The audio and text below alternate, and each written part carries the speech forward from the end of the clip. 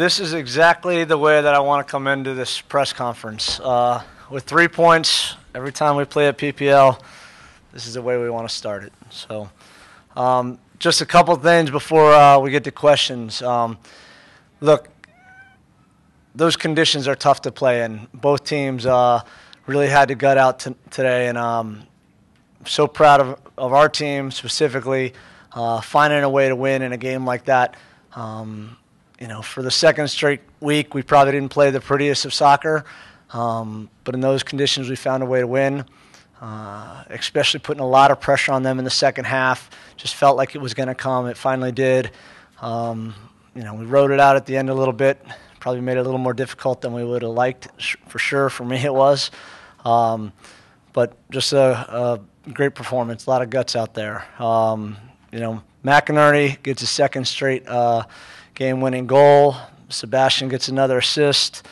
Can't say enough about those guys. So turn it over to you guys. John, 2 weeks, 2 goals off the corner kicks. Are you just as surprised as the rest of us are?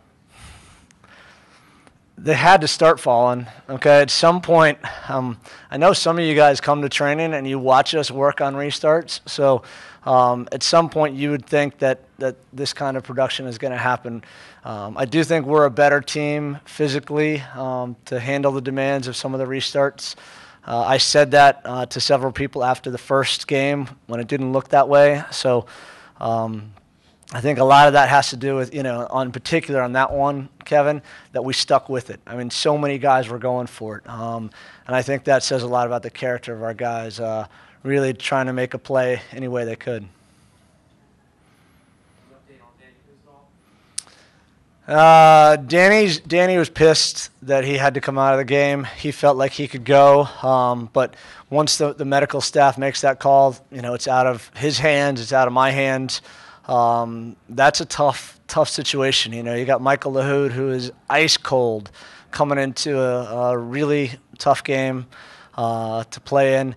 So that changed things a lot for us. It threw off, very honestly, a lot of what we tried to do early in that game. Not that it was ever going to be great because it was, hailing or raining and the wind was gusting and all that kind of stuff. But it was an adjustment for sure. Danny says he's fine right now, though.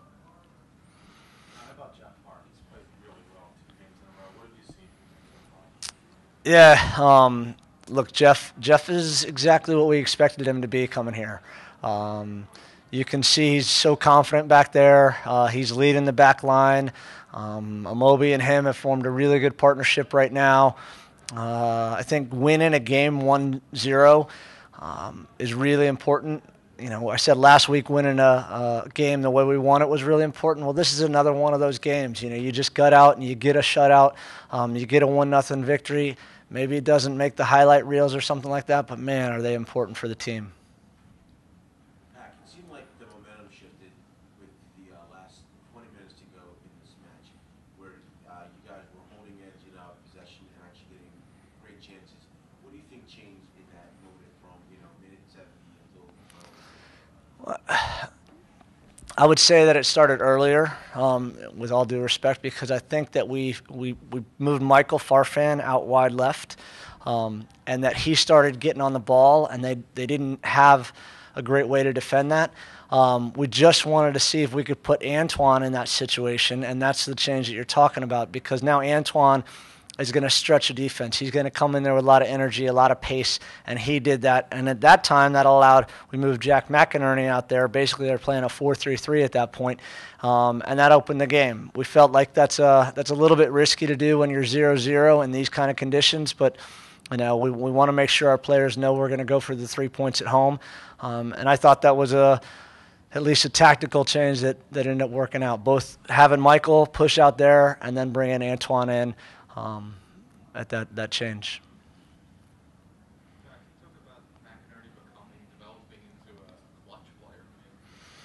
I mean, he's always been a clutch player for me. I think now he's doing it week in and week out in this league, and he's an example of the type of growth that I think our team is going through right now. We have young players who are stepping up. And Jack is certainly the epitome of that right now, in that he gets 2 game-winning goals back-to-back in tough circumstances.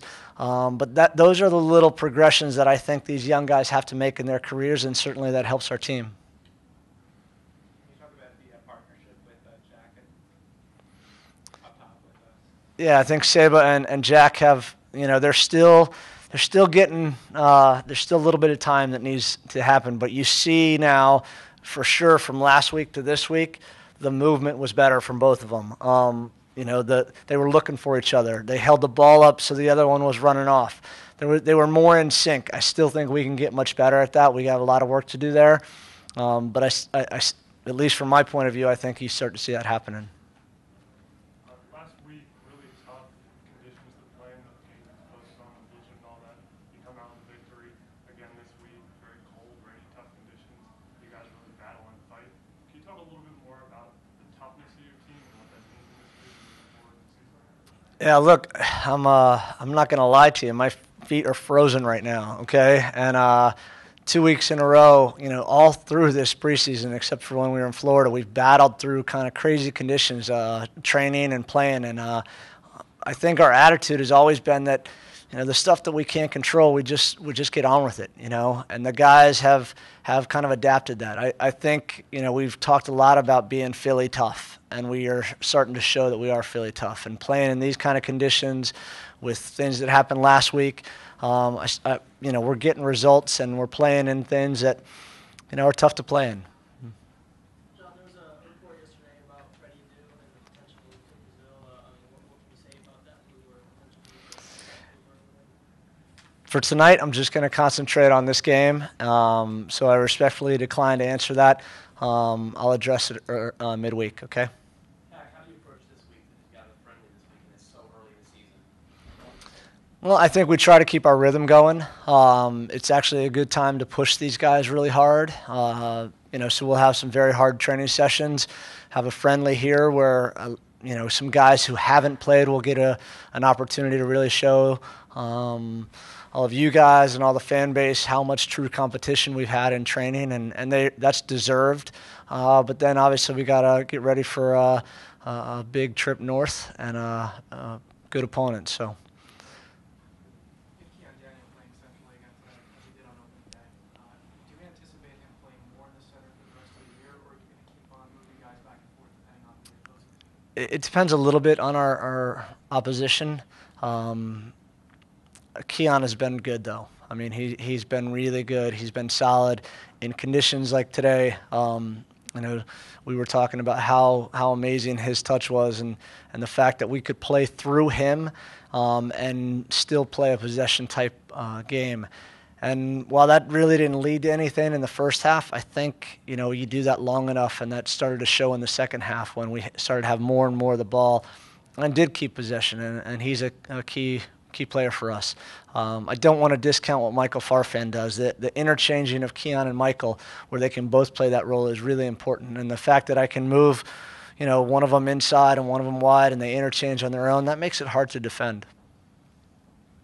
Those first 3 games, tough weather, like you said, season has started obviously earlier each of the last couple of years. Is your thought, does it make a difference to you to have them start earlier and playing maybe possibly tougher? Well, right now, I'm happy about it because we're sitting on, good points after 3 games. So I'll take 6 points after 3 games. So I'm not going to complain about the weather, although my toes are still frozen.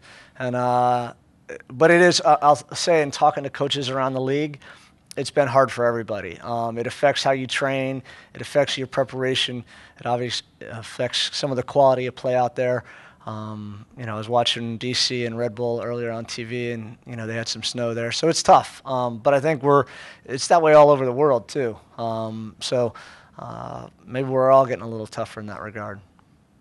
John, just back to the corner kicks real quick. It seems like Sebastian is just hitting that service so much better than he was in 2011 and 2010. Is that something you emphasize when you brought that to the team? Well, we just, I think part of it's just Sebastian is improving like everybody else. That's something that he is very prideful of, the fact that he can take those corners. And to be fair, when we started practicing restarts early in the preseason, I don't think the staff had the idea that Sebastian would be the guy taking corners. But to his credit, I mean, he's been really consistent, and he's serving such a good ball. That's another aspect of being dangerous on corner kicks, and he continues to do that. So I think that's just a development in his own game.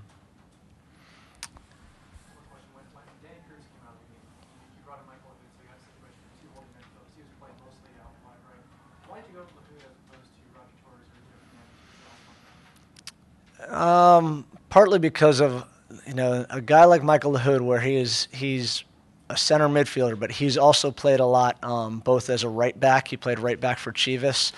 He played wide in the midfield for Chivas. I know that he can do it, and at that point early in a game, just felt like with the conditions being the way we were, it wasn't going to be a pretty game. And putting Michael on there, we kept him at wide right, and that was good for us. So. Just the coach's decision on that. We talked about it on the bench, and that was what we went with. All right, thank you very much. Thanks, guys.